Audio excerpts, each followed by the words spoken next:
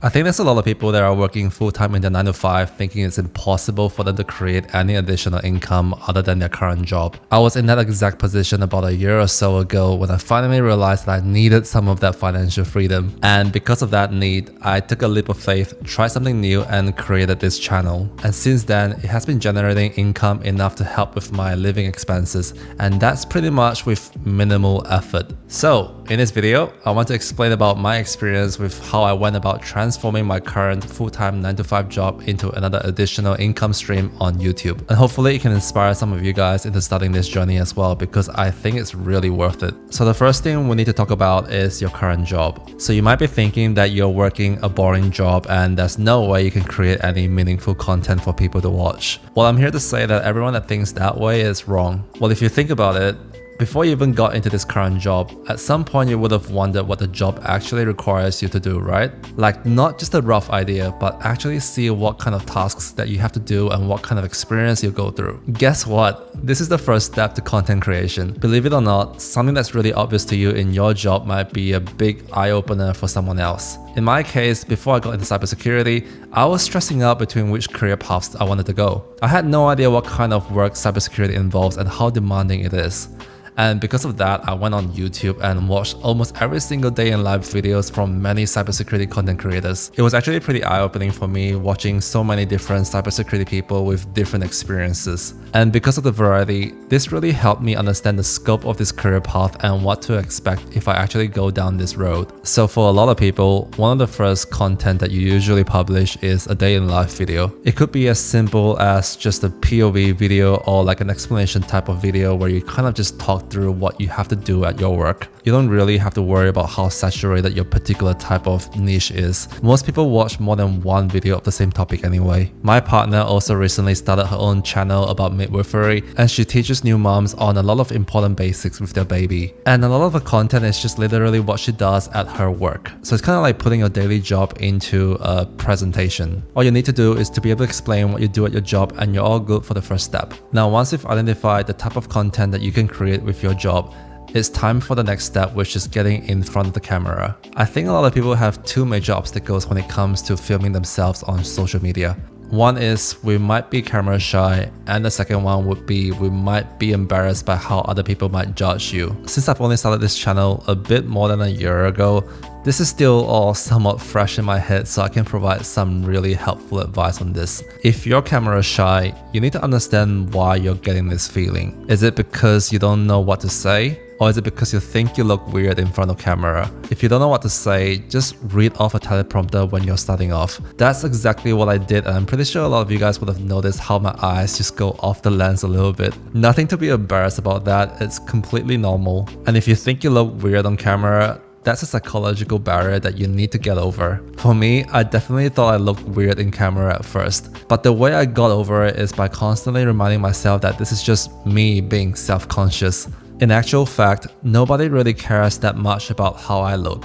It's all about the content that you're able to present. Now, if you're worried about other people judging you for starting a YouTube channel, then just don't tell anyone. When I started my channel, I didn't really tell anyone that I was doing it. I just picked up the camera and started filming and uploaded the videos. And I did all this in private, so not even my friends or family knew this was happening until a bit later on. Thinking back now, I think it's actually a good thing that you don't tell your friends and family that you're starting a new channel and then telling them to watch your videos. There's a good chance that they're not even interested in your content and they will just close it off.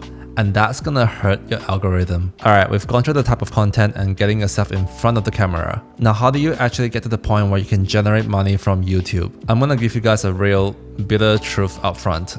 It's unlikely for you to make any meaningful income on your channel in the first 6 months or even a year. This is not a get-rich-quick scheme. You can think of it similar to a business. You don't expect to get rich overnight as soon as you start. You need to build the content, build trust, build your community. In my case, when I first started, I had no posting schedule, so I was doing like one video a week. And to make those videos, I would spend a couple of hours of my weekends to script, to film, and to edit. And my first video barely had any views in the first 3 months since I published it, but it didn't matter to me. I kind of rewired my mindset to not care about the numbers like the views and the subscribers. All I cared about was being consistent. I guess I was trying to aim for like one video a week for a year with the goal in mind to improve on one small thing on each video and create a library of content where I can just share to someone new who is interested in the same topic.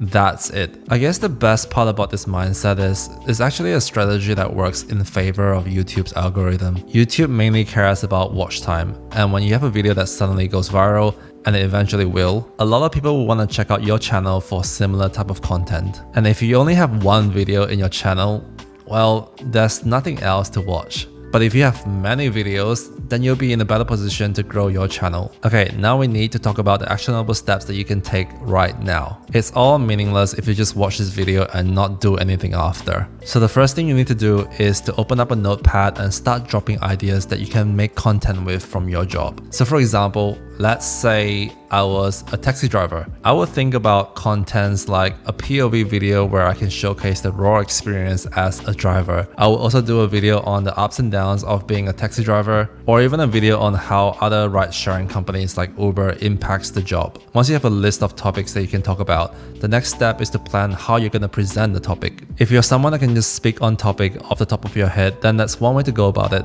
But if it were me, I just start with typing up a script on what I would say. It'll essentially be like a word dump on whatever is on my head. That way I can just proofread the script and do some structure around it, so it's not going to be a video about me just babbling on nonsense. It's important that you either have a script or dot points on what you need to talk about so you can deliver the content that you're after. Once you have the topic and the structure, the next thing you need to think about is how you're going to film. A lot of people think that you need some fancy camera like DSLR or a mirrorless to film. But I bet a lot of you guys have a phone, and the phone's camera is definitely good enough to start filming with. You probably need to buy a small tripod or a phone holder to get the angle you're after. The next thing is audio, and I think that's one of the most important things for a video. I don't know about you guys, but I can handle a 720p video that's not that clear but it has a good sound. But if the sound quality is cracky or muffled, that's an immediate turn off for me. Unless you're in an environment where your phone's mic is fine, I will get an external mic that allows you to plug into your phone so you have a much better quality. This external mic that I have here is from a company called Holyland and it's about $200. And no, I'm not sponsored by them, I'm just giving an example of the sound difference. So this is what it sounds like if I'm just using my iPhone's mic. And this is what it sounds like with the external mic on my iPhone. The difference is pretty clear. Once you have a mic, a phone and a tripod, the last thing I would get is some sort of a light. It can be anything like a small portable light on a tripod. This will help illuminate yourself better in the video, especially if you're doing like a talking head type of video like this. That's pretty much all the equipment you need to start creating content. The important things to take away from this video is to understand that you're in control of what you have. When you're watching YouTube videos, instead of just watching it from an audience perspective, try to watch it from a creator's perspective. Observe how people edit their videos, how they do cuts, and stuff like that to make it more interesting. Once you spot a pattern, apply that pattern to your videos and consistently improve on a small thing every time you upload. And make sure to not get discouraged if you don't get any views initially. You should actually be happy about it. It's essentially like you're on practice mode and you can do whatever you want. Anyway, I wanted to make this somewhat short video because I feel like it would help some people get over that fence and start taking actions. Hope you guys enjoyed this video. Thanks for watching.